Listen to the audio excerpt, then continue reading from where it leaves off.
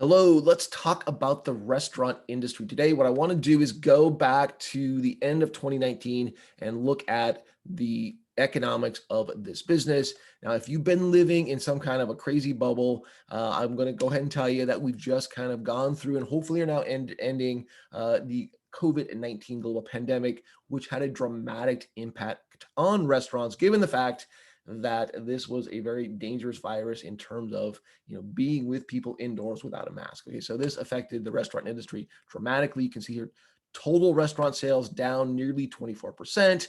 Not as big of a deal in these limited service type restaurants, only down 6%. But then if you go to the opposite extreme, you see that yes, in terms of bars and taverns, massive impact here, down 65% in terms of their sales. Now, this is in the context of an industry that just is growing and growing and growing and growing. Now, you can see here, not quite up to date, but the major impact that we had here, kind of going back down to 2003 levels, just boom like that. Now, having climbed a bit, hopefully that has continued to grow if we were to update this chart. Also having a dramatic impact on the employees in this service industry. So we can see that prior to the pandemic, we basically had 12,000 restaurant jobs here in the US, major decline, and that's popped back up to maybe 10,000, but we're still well off of these pre-pandemic levels. So definitely having an impact here. Also impacting the supply chain. So what we see here in terms of the companies that supply the parts and ingredients and things of that nature, the machinery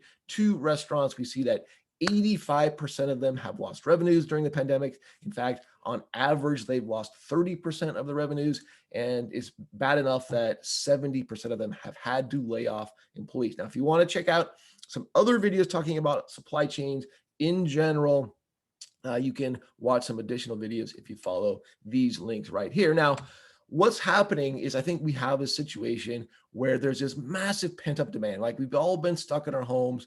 We haven't been able to socialize the way we want to. So we just have this burning desire to get out there. And one of the ways we like to get out there is to go eat with people in restaurants. We have this tremendous pent-up demand.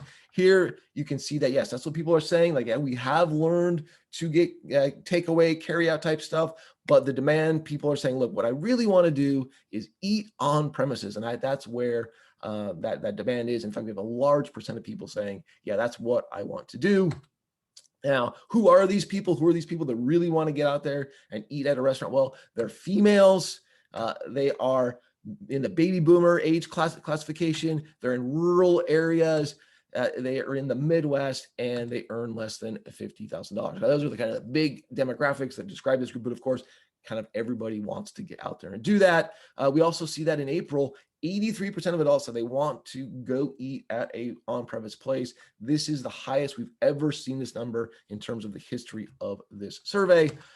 Finally, we're just looking here, seated diners. Look, you can see that this dropped off dramatically, went to basically zero, right? We had a short period where it was 100% shut down, and this has slowly been climbing. And we're now at about the place where we were pre-pandemic, which is fantastic news for these restaurants. We see here that on this particular graphic that basically every state is seeing better than pre-pandemic levels in terms of diners seated. Now, this is with one caveat. This all comes from Yelp. So this is in terms of how they're doing it. They're doing it through this application as opposed to going to the restaurant or going to the website. So it's a little bit, a small segment of the population or in terms of the diners, but we do see here on Yelp that we're at better than pre-pandemic levels, which brings me to one kind of final point here is that these restaurants are struggling to get to the point where they can have maximum capacity now that kind of these mask mandates and capacity mandates are going away. One problem is that they actually need the people, right? So